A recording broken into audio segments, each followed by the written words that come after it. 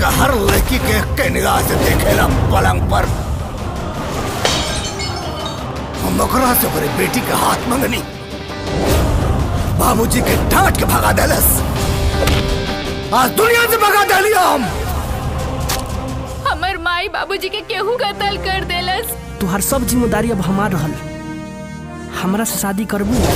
जवाने बानी तू जवाने बोला ऐसे कहिया ले हटबू। कितना लेबू तो पटबू, कितना लेबू तो पटबू। कोई के सारा लभ के पहाड़ कुछ तर कहिया ले रटबू। कितना लेबू तो पटबू। कितना जनी आइलन और गैलन तोहरा जैसन लोग।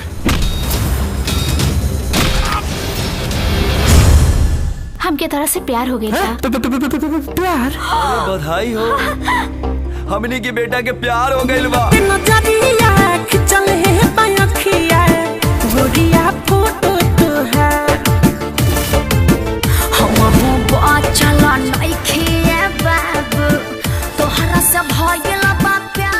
अरे काहू पुजारी के पीछे पड़ल बन। मिलते नजरिया खिंचल है पयखिया गोरिया फोटो तो है।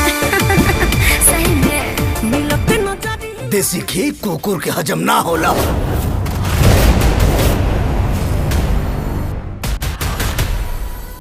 अरे ललन का कइला है तू? अरे सर हम तो खाली चुम्मा लेनी हाँ पलंग पर।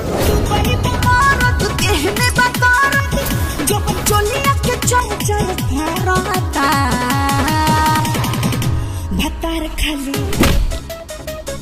भतार खाली भतार खाली पैसा झारता देवरबा मारता। ललन नाम है हमार, एक नंबर का कमीना है।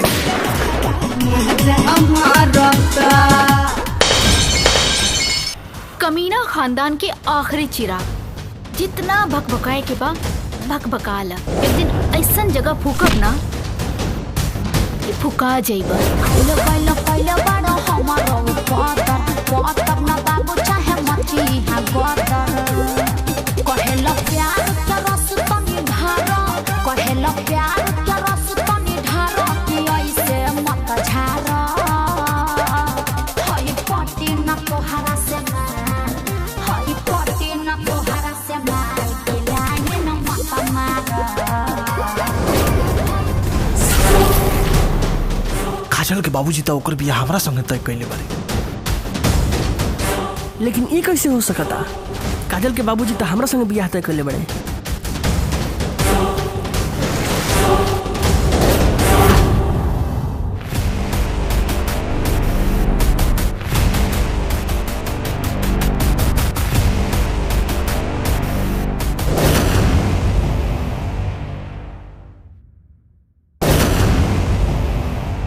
तोहरा जवनिया के बूती सटकोरा में तोहरा हम सोती।